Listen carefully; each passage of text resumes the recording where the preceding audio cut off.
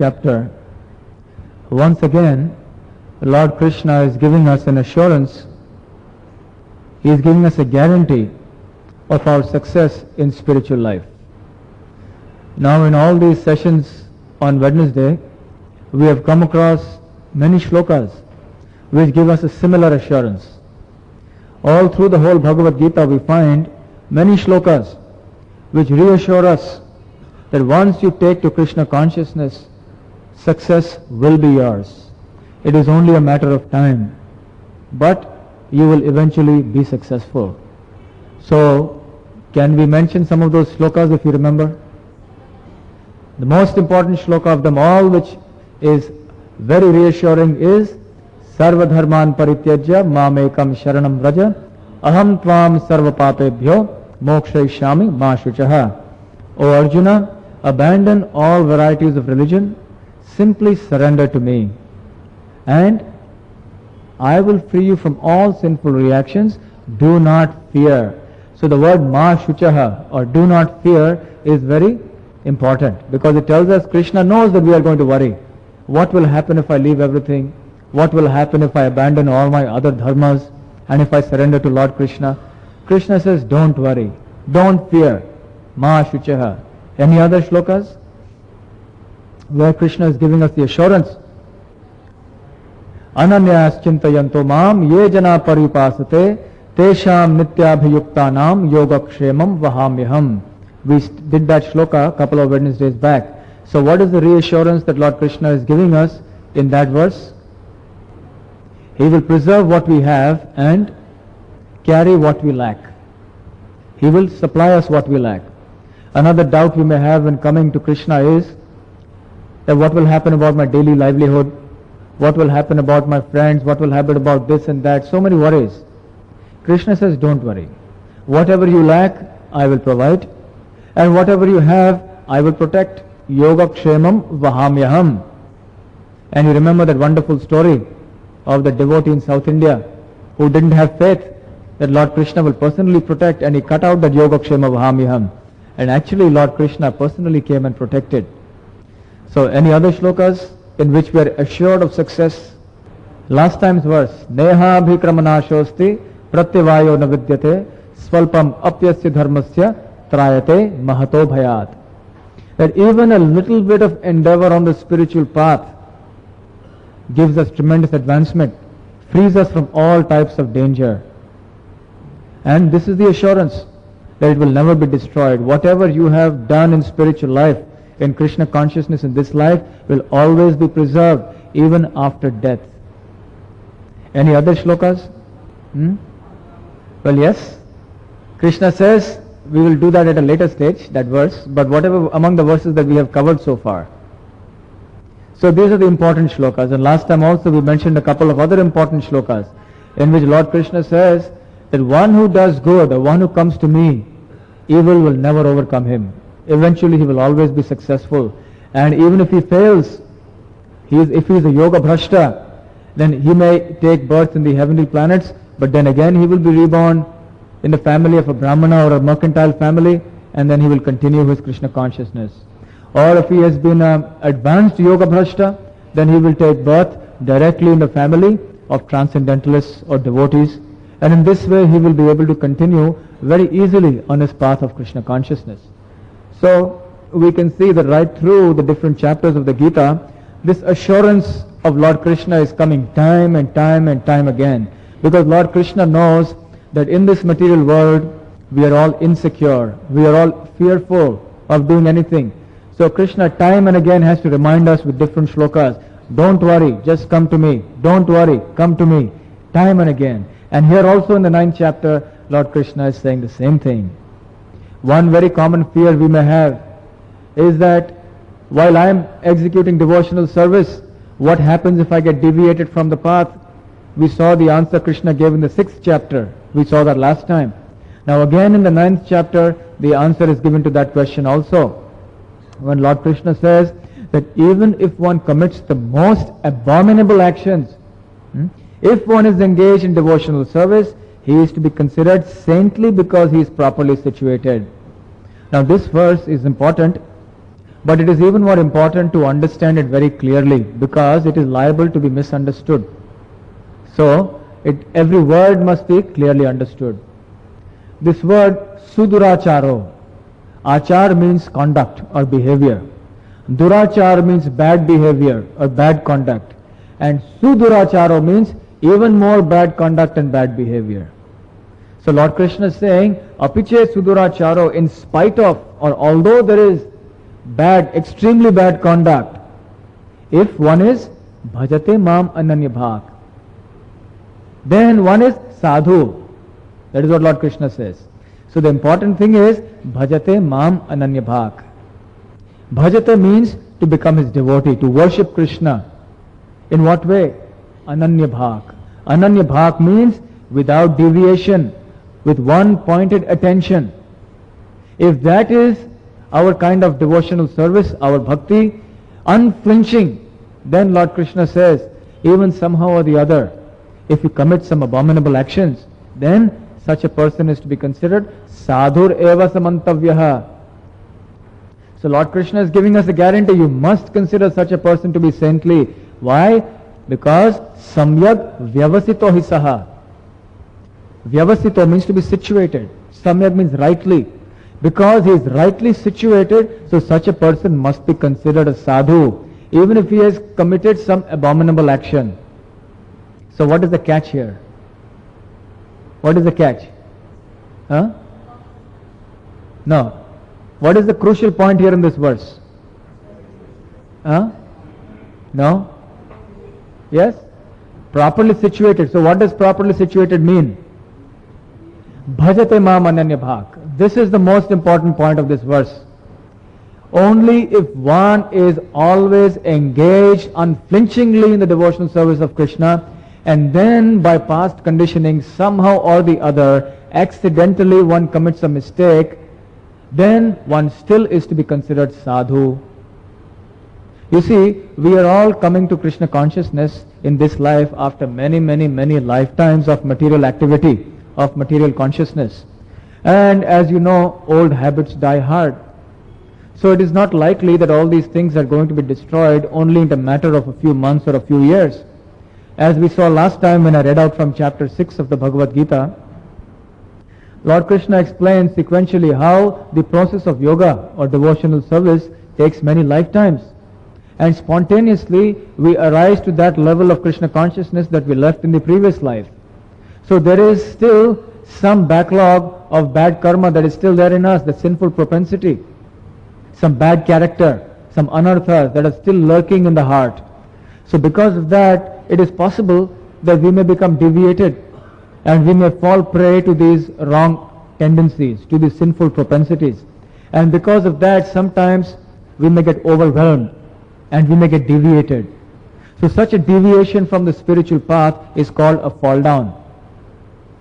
So fall down means when one is engaged in devotional service, but somehow one commits an action that is grossly contrary to the principles of bhakti, to devotional service. In other words, one performs some activity of gross sense gratification. So that is called a fall down. So we see that unless one is properly fixed up in devotional service, it is very likely that one will fall down. It is not surprising, because after all, when we come to bhakti or Krishna consciousness, we have, as it were, declared a war on Maya. Maya is the material energy of the Lord. And if you are to become Krishna conscious, you have to defeat this Maya. It's a battle. Until we become strong enough to tackle this battle on our own, it is likely that sometimes we may get injured in this battle. And sometimes we may fall down. It is likely. In the scripture there are so many such instances. Right? But we will deal with such instances even more perhaps in future classes. So it is not surprising if somebody who comes onto the path of Krishna consciousness falls down. In fact, in the early days of the Krishna consciousness movement, when Srila Prabhupada went to the Western countries, and those people were completely unacquainted with spiritual knowledge, at least in this life. In previous lives, of course, they were acquainted. But in this life, they were unacquainted. So everything was very new to them. And because they were brought up in such a materialistic culture, so sinful habits was second nature to them. illicit sex, intoxication, meat eating, gambling, all these activities were very natural to them. So it so happened that many devotees, or some devotees, started living in due course of time. And some devotees went to Srila Prabhupada and they told him that how is it possible? It is so surprising that people are living this Krishna consciousness. How is it possible? So Prabhupada replied, what is surprising is not that devotees are living, but what is surprising is that people are staying. Because Maya is so strong in this world. If somebody is staying on in Krishna consciousness, following all the principles very strictly with great determination and great faith, he is to be considered a great soul, a Mahatma, a sadhu. Because in spite of all odds, in spite of all the obstacles and temptations, distractions, difficulties in this world, still he is going on and on and on. So such a person is to be considered a sadhu. So you must know that very few people are ultimately going to stay on. And this is a fact. And in course of time we see, some people last for 1 month, some people for 2 months, some people 6 years, some people 20 years. But eventually they fall away. But even if they fall away, we have known last time that that fall down is never permanent. You see, the sins that we have committed, they can never be a permanent block in our path to God. Why? Because sinful actions or sinful reactions, what will they do? They will only present unfavorable circumstances to us. They will give us some pain, they will give us some difficulty, and then they will perish. It's like a seed that is planted in the soil, it grows, it gives some fruit, and the fruit falls down and then it's finished. So just like punya, pap is also temporary in its effect. So pap and punya can never be permanent. So even if you have sinful reactions that are still there in the heart, if one is continuing on with our Krishna consciousness, then the seeds of all these sinful desires and sinful propensities will be burnt to the root. They will be destroyed. And then one can become properly situated. Ananya bhak, bhajate mam ananya bhak. So till we reach that platform of bhajate mam ananya bhak, it is likely that we have less faith. Sometimes we get shaken in our faith. Sometimes we get distracted when somebody comes and gives us all kinds of arguments. Then we may get a little disturbed in our faith. But that is natural. So in these situations, we should simply take shelter of the devotees. Come to satsang, take shelter of the books, take shelter of the holy name. And then again we will become samyak vyavasito hisaha. The disturbances come, but we should learn to tolerate them and simply go on. And if we do that, and if we are properly situated, samyak vyavasito hisaha, by always unflinchingly engaging in devotional service to Krishna, Krishna says, then you will be called a sadhu. Of course, we should not think, I have been doing bhakti for so many years, so I can pat my back and say, now I am a sadhu. No. A devotee will never think himself a sadhu. A devotee always thinks lowly of himself and he thinks high of others. So we should never think that I am unflinchingly engaged in devotional service. We should always realize, not only think, but we should realize how hard our struggle is and how much we have to struggle. Because it is not only the neophyte or the new devotee who has to struggle. The more advanced you become, the more stringent the tests become. Maya tests you more and more the more you advance. Just like in the first standard there are tests, and also in the 10th standard there are tests. The 10th standard test is far more difficult than the first standard test, isn't it? For one who is in the first standard, he will not be given the examination of SSC. And similarly, one who is in the 10th standard, he is also subject to examination, but not the first standard examination. So he also has to struggle. He also has to be vigilant. He has to beware. He should not think that because I am in the 10th standard, so everything is all right. No, because the tests will also get stiffer and stiffer and stiffer. So at every stage in our Krishna consciousness, there is always a struggle. So long as we are within this material world, struggle is the name of the game.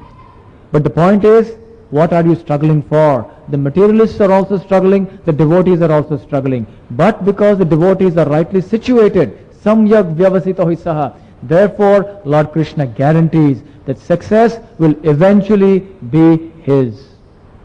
This is his assurance, that simply carry on. Just go on doing a devotional service day after day after day. Every day will present new problems, will present new difficulties. Maya will come up with new tricks to distract you from your spiritual life. But we should be determined. Simply go on. And then this is Lord Krishna's promise, sadhur eva samantavyaha. So this shloka is a warning to the non-devotees that don't think because some devotee who is unflinchingly engaged in devotional service, if he commits a mistake, don't think that he is a fallen person. Because he is always engaged in Krishna's service, understand him to be a sadhu. But then the warning, we should know what is the test if a person is sadhu or not. Number one, he should continue on in his devotional service. That's the first thing. Even after he has experienced the difficulty or the deviation from his spiritual life, he should continue on without ceasing. That's the first test. And second test is that that deviation should be accidental.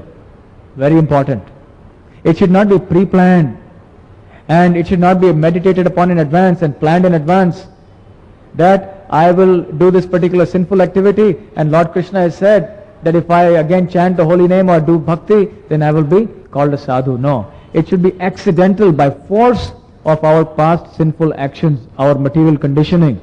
Only in such a situation, with these two conditions. Number one, in spite of the fall down, if one is properly fixed and continues on with great determination in our spiritual endeavor. And number two, that fall down or deviation is accidental and one is somehow or the other overwhelmed.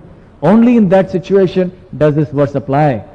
So we should never try to misunderstand this verse and think that I can do anything and still be called a devotee. A devotee should be always very careful of his conduct, of his moral conduct. He should be very vigilant to see that he doesn't violate the basic regulative principles that have been prescribed by the Lord. If he lives such a life, then success is guaranteed. So this is the important thing. In the next shloka, Lord Krishna is saying, what happens to such a person who has somehow or the other become deviated from spiritual life? Lord Krishna says, Kshipram bhavati dharmatma shashvam chantim nigachati. He says, Kshipram, very soon, bhavati, he becomes what? Dharma atma.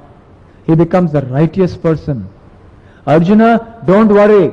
Even if you have fallen down, even if you fall down from your spiritual life, if you simply continue on in your bhakti, then very soon, Kshipram, you will become a righteous soul. And you will attain Shashvat Shantim. You will attain eternal and lasting peace. It is only a matter of time. But just go on. This is what Lord Krishna is saying here. So, in due course, we all become Dharmatma. So we should never misunderstand the position of a sadhu in this way. A sadhu is one who is always serving Krishna. This is the understanding. And in case we feel about such a person, oh, this person is a devotee, but he has such a bad temperament. He always sometimes gets angry. He is like this and he is like that. But so we may think that even though this person is a devotee of Krishna, but still he may be a sadhu, but he is not a 100% sadhu. So Krishna says no. If he is engaged in Krishna's service always, he is a 100% sadhu. Even if he has certain defects, don't misunderstand. Don't see from the material viewpoint. Understand, accept him with all his defects and understand that he is still a sadhu.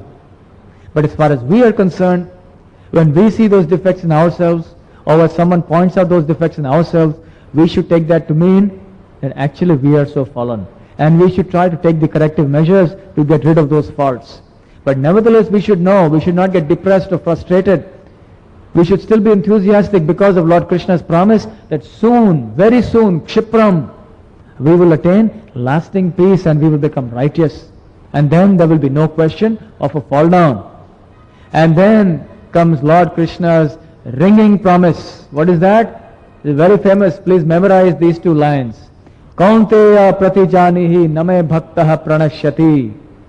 His clarion call is echoing down the ages now, coming down, reminding us, O son of Kunti, never fear, my devotee will never perish. Go out and declare boldly, Arjuna. He says, Pratijanihi. You go and declare, Arjuna, that my devotee will never perish. So this is Lord Krishna's assurance. Now what does Lord Krishna say by Pranashyati, he will never perish? That we will see a little later. But let us dwell for a while upon why Krishna is asking Arjuna to declare that his devotee will never perish. Why doesn't he declare it himself in this shloka? There is a reason. Because Krishna loves his devotee so much, he is so indebted to his devotee that he values his devotee's word more than his own word. He is willing to keep his devotee's promise at any cost. But if the need arises in an emergency, he may even violate his own promise. This is the glory of Krishna. This is the extent to which he may actually go for the sake of protecting his devotee. Isn't it? We are very conscious of our reputation. Oh, what will happen if I break my word? What will other people think of me? But Lord Krishna says, for the sake of my devotee, I am even willing to be called an immoral person, if that is helpful to my devotee. So there is a wonderful story from the Mahabharata in this regard. As you know, the Mahabharata was fought between the Kauravas and the Pandavas. And Arjuna had asked for Krishna to be on his side, and Duryodhana had asked for Krishna's army. And Arjuna said, I don't want anything more than you. If you are on my side, I am happy. I know victory will be ours. And at that time, Duryodhana, at the beginning of the battle of Kurukshetra, some days had already, the battle had already been fought for a couple of days, and there was no result. The Pandavas were somehow emerging more and more stronger. So in his frustration, Duryodhana went up to Bhishma, and he told him, my dear grandfather, you are the greatest Maharathi, the greatest warrior on this battlefield.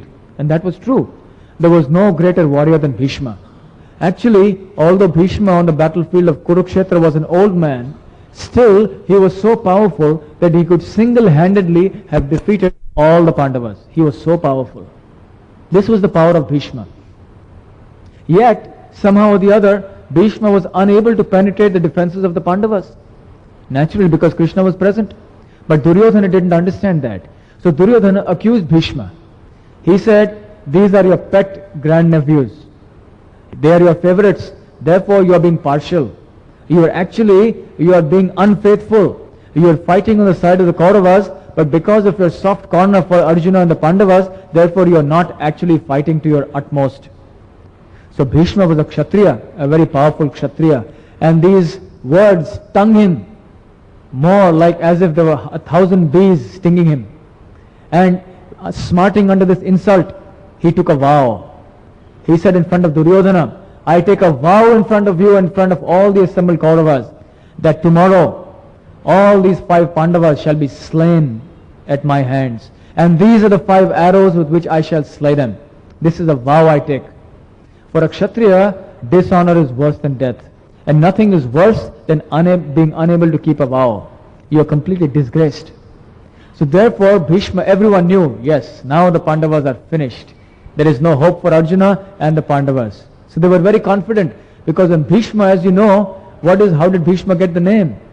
The one who has taken the terrible vow, isn't it? When his father, Shantanu, wanted to marry Satyavati, then Satyavati's father came and said, I will give her on the condition that her son becomes the king. But the only way the guarantee will be there is if you don't marry.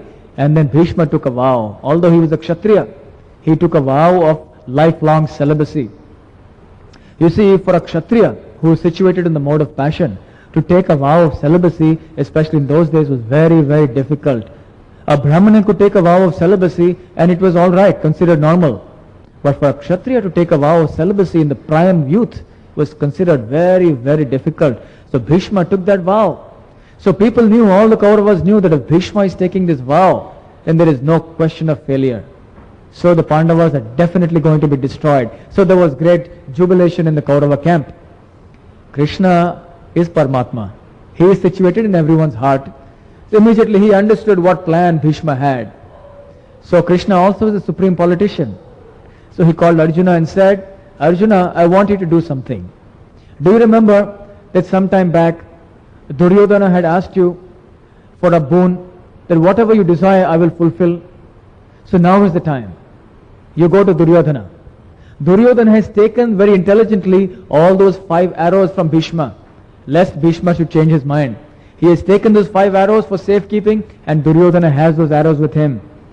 So you go to Duryodhana now, after the day of battle is over, and you ask him, remind him of this favor that he has given you, and you ask for those 5 arrows.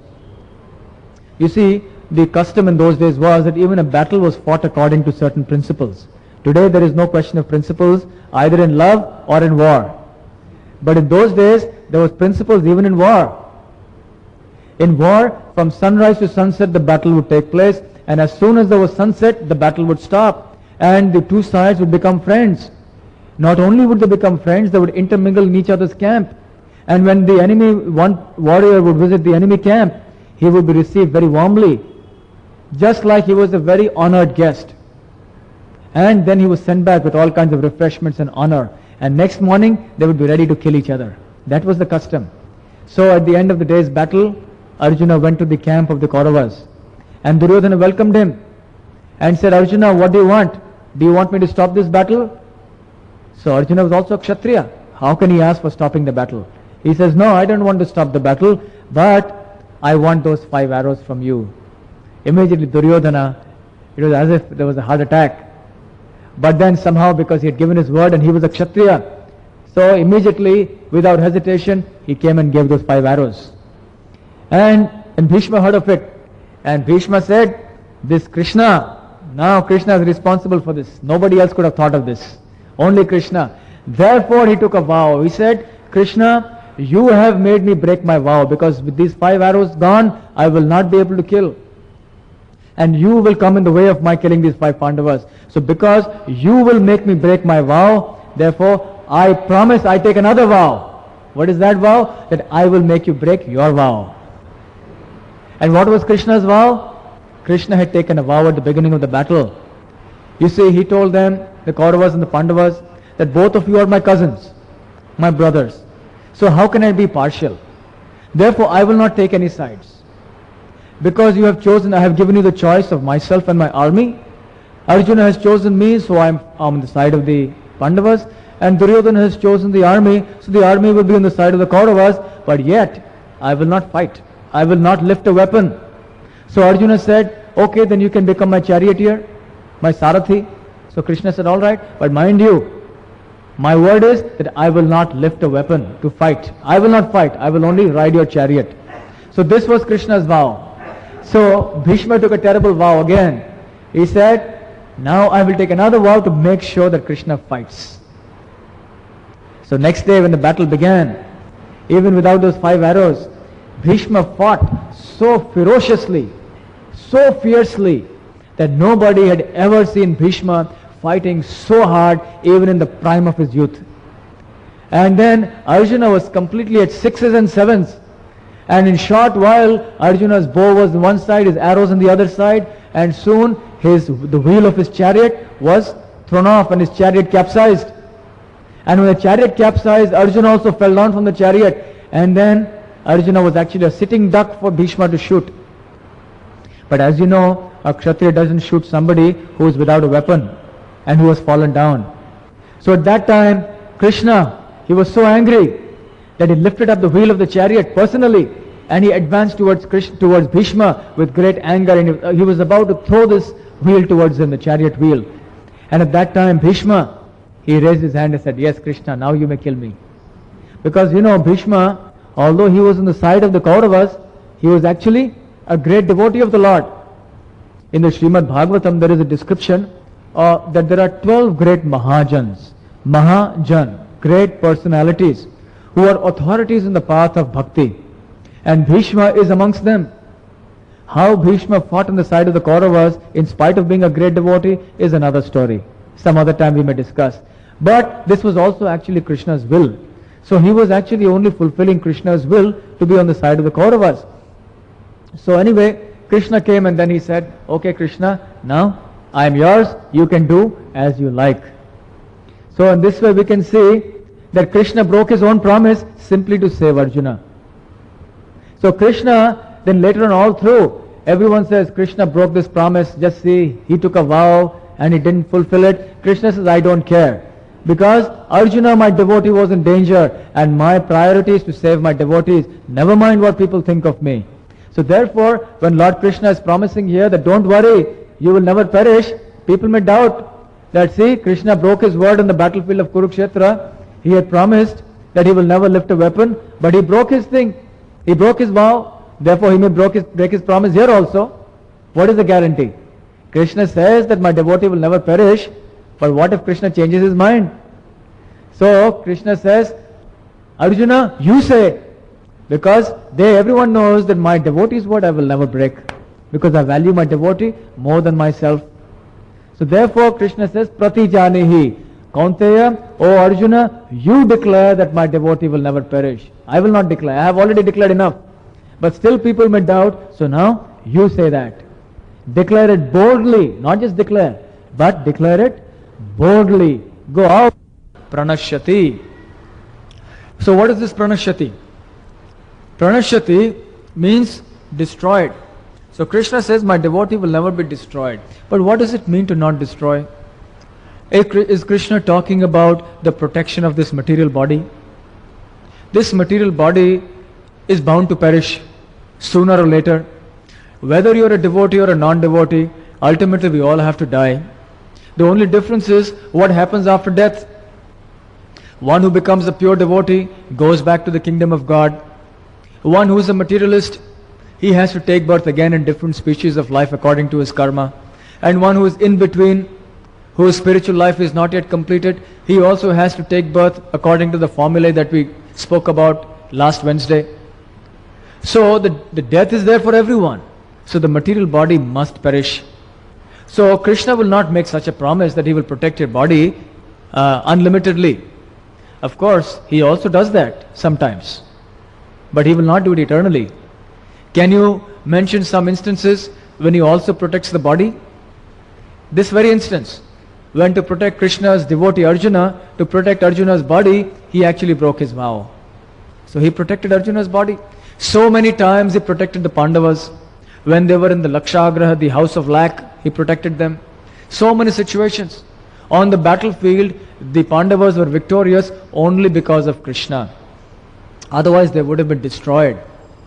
At the end of the Mahabharata, when the war was over, and Arjuna and Krishna were to get down from the chariot, and it was customary for Arjuna, because he was so grateful to Krishna, as a matter of etiquette, he told Krishna that, Krishna, you please depart, you please get down first. Because when you respect somebody, you tell them, please, you go first.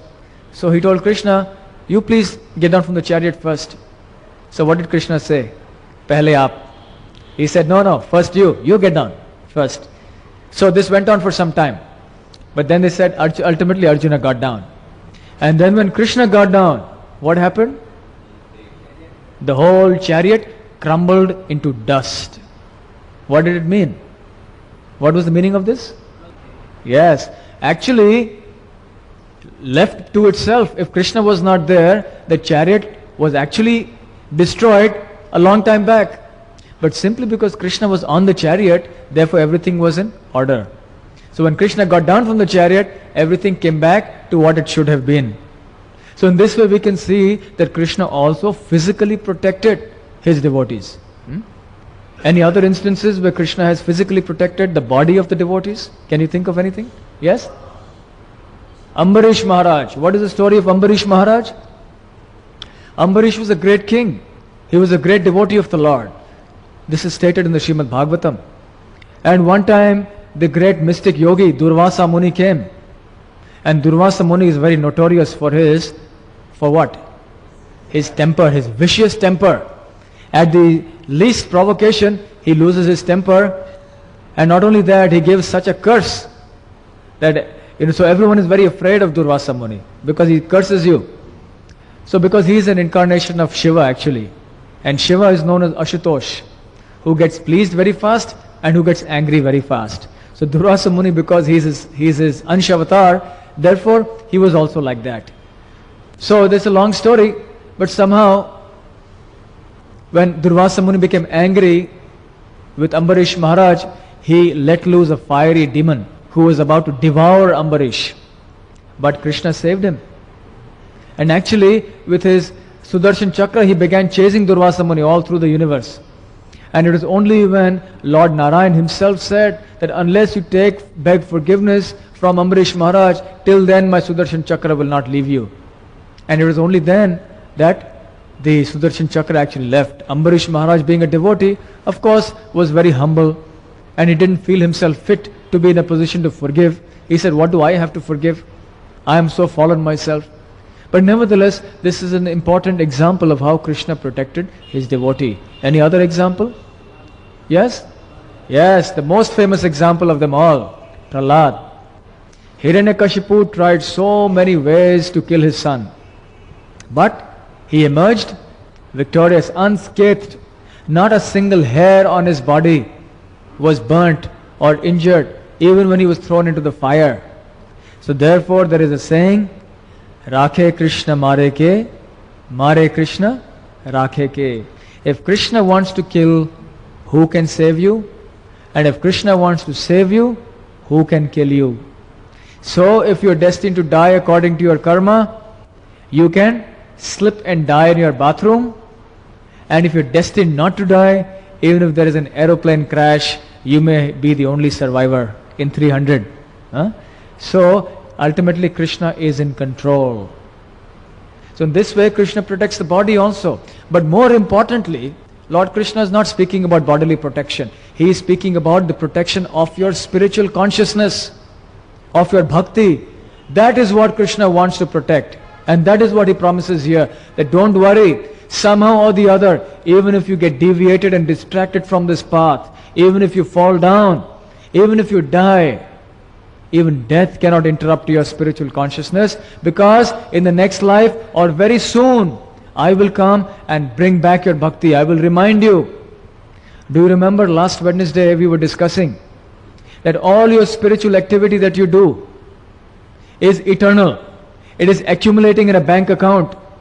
And that bank is not like State Bank of India or Union Bank of India. That bank is a bank in which your balance is eternally building up. And that bank will never get destroyed, that bank balance. It will always remain with you life after life. And this bank will never fail. So even if somehow you get deviated, Lord Krishna says that account will always stand to your credit. And sooner or later you will come back. So we can understand the process of falling down from spiritual life as losing your checkbook. You remember the analogy of this bank account. Now one more analogy I will give you. You know, when you operate your bank account, you have a checkbook. Suppose you lose your checkbook, what happens? You can't operate the account, can you? If you are at a distant place. Of course, if you are in the local city, you may go to the manager and take a withdrawal slip or get a new checkbook or something. But if you are out of town, you are away, then you are handicapped because you don't have the checkbook. So till you find the checkbook, although your money is there, it is your money, it is safe and sound, but you can't use that checkbook. Correct?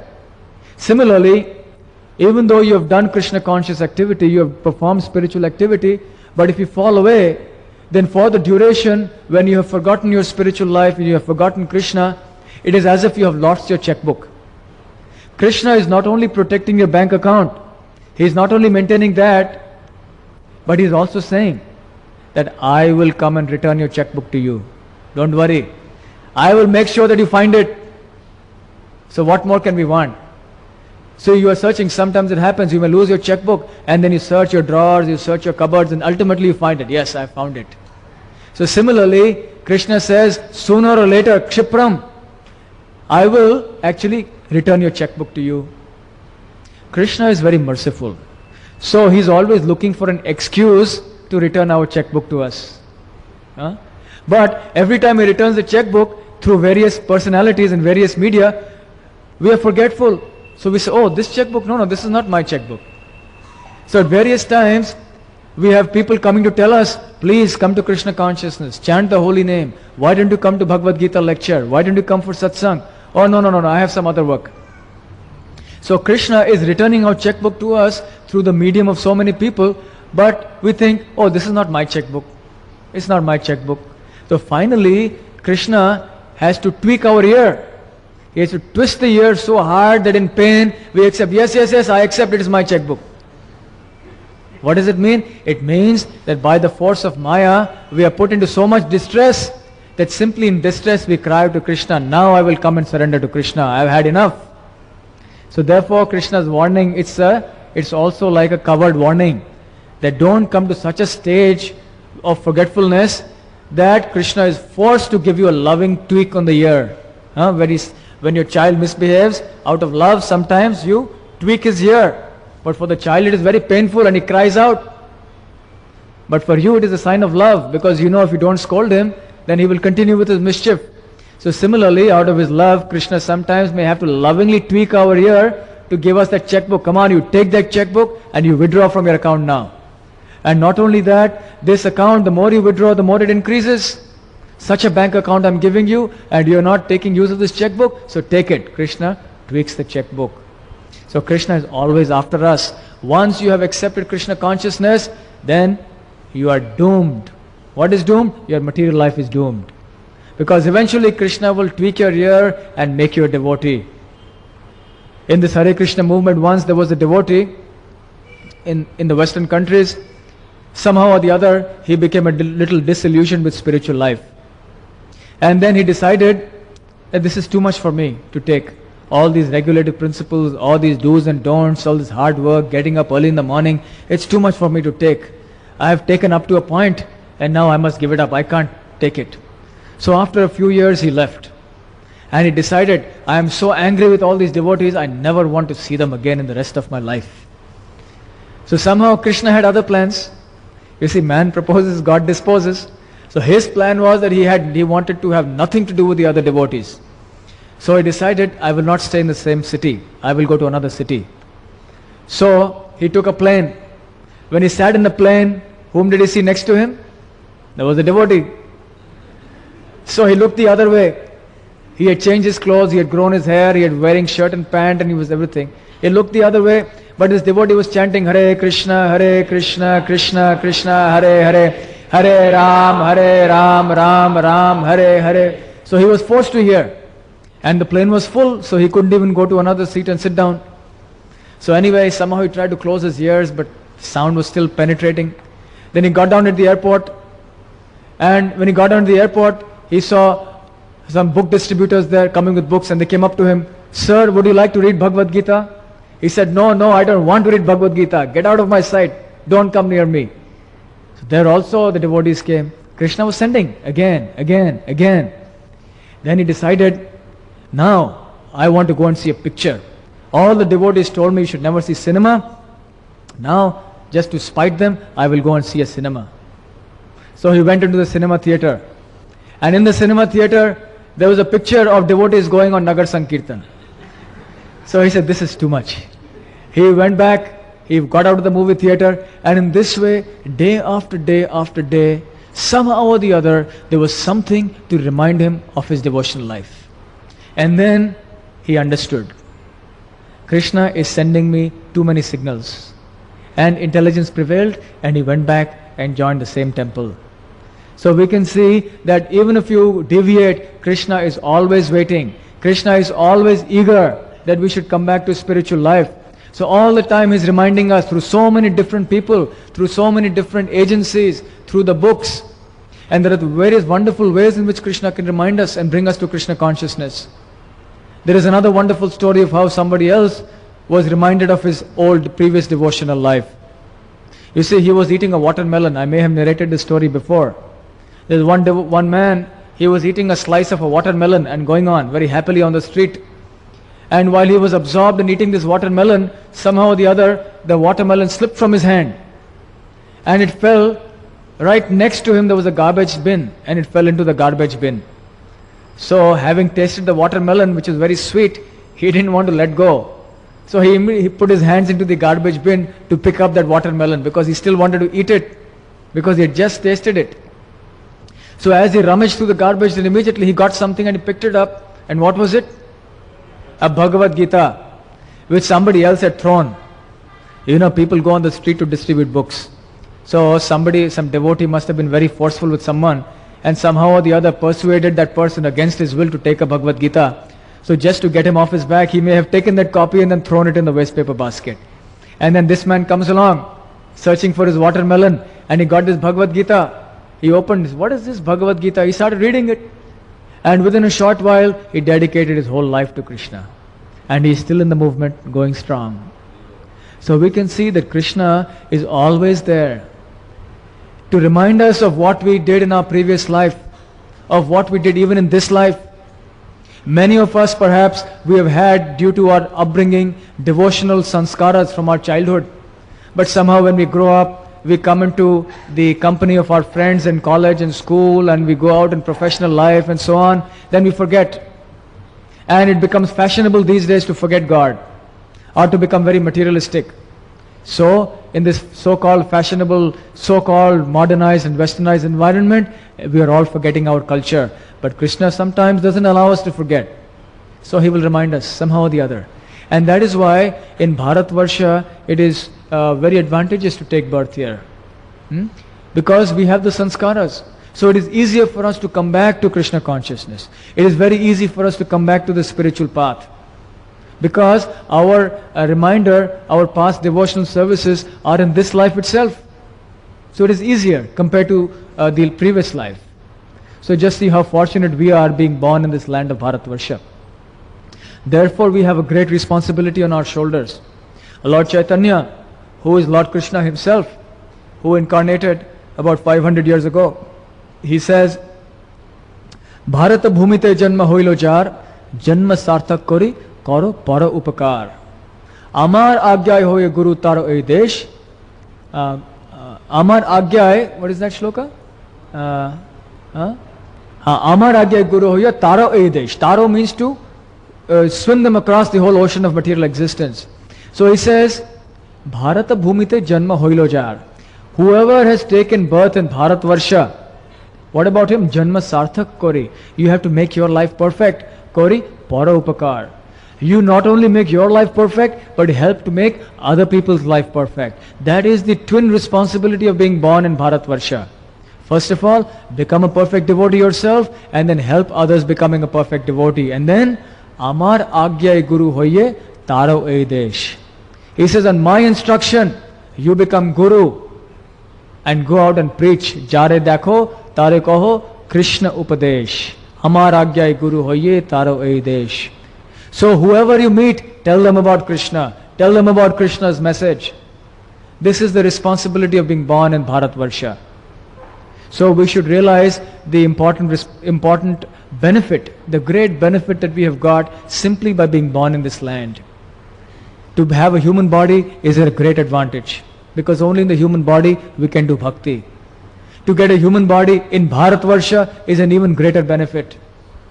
To get a human body in Bharatvarsha and then to get facility of satsang is an even greater benefit. And one who has all these three but still doesn't take to the process of bhakti seriously is indeed very, very unfortunate. So let us take with full enthusiasm to this process of Krishna consciousness simply by chanting Hare Krishna, Krishna Krishna, Hare Hare, Hare Ram, Ram Ram, Hare Hare. And then very easily we can make our life perfect. Hare Krishna.